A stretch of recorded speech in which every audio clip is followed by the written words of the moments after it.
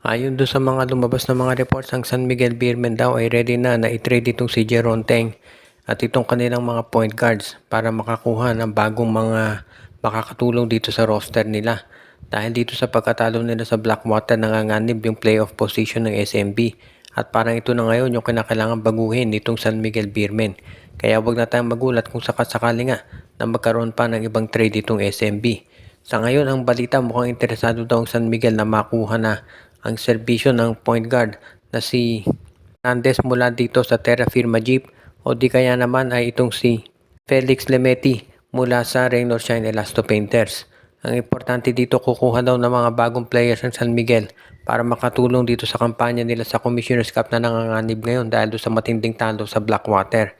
Iyon na isang game na dapat pinanalo ng San Miguel Beer at sinabi ni Coach Leo Austria na naging overconfident ang San Miguel kaya sila natalo.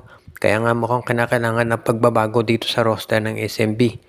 Hindi naman po pwede sila na mag-retire. Hindi naman sila po pwede na aasa na lamang dito kay Chris Ross.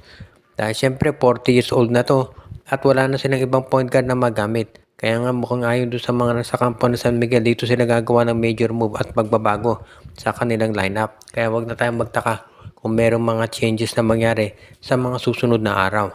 Ayon doon sa mga balitang lumalabas nga, itong si Paulo Hernandez at si Felix Lemeti ang tinitignan ng SMB na kanilang pwedeng ma-acquire. Pero syempre ang lahat ng ito ay magdedepende pa rin kung ano ang magiging resulta ng kanilang negosasyon sa iba't ibang mga teams. Dahil syempre yung mga yan nagre-ready rin sa playoffs.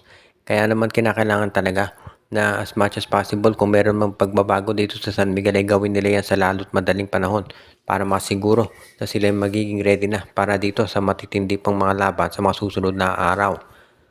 Ang Blackwater Bossing naman syempre masayang-masaya doon sa panalo kontra SMB.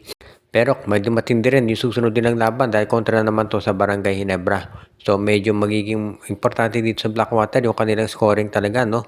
Yun ang gagawin nilang pag-atake dito sa Barangay Ginebra para sila makapanalo dyan. Pero tignan natin kung paano nila magagawa yan.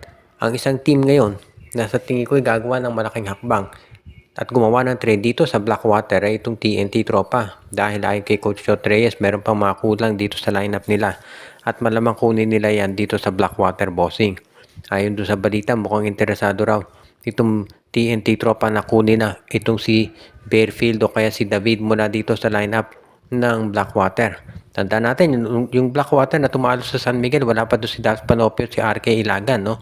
So medyo maganda talaga yung sitwasyon ng Blackwater ngayon at yan ang dahilan kung ba't gusto na itong pitasan ng TNT Tropang 5G na ngayon ay nangangailangan din ng additional pang mga scorers. So kung sakasakali magiging bagong team itong si Cedric Fairfield bago matapos ang konferensya na ito at hindi naman tayo magtataka dyan dahil matagal na talaga napapabalita na ito si Cedric Fairfield ay lilipat yan dito sa TNT. So kung sakasakali ito yung mangyari, abay malaking bagay yan para kay Coach Chot Reyes. Pero kahit hindi si Cedric Fairfield ang makuha nila, kahit ito si Christian David, malaking tulong na yan para dito sa tropa dahil nakita naman natin kung paano maka-score itong si Christian David at paano ito makatulong doon sa kanyang roster.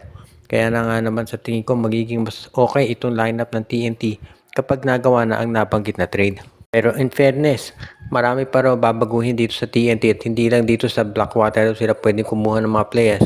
Kung hindi maski na doon pa sa ibang koponan, magdedepende na lamang yan kung sino pa yung makakapag-transact dito sa TNT. Dahil ngayon, medyo busy daw itong si Coach Chot Reyes sa kanilang mausapan.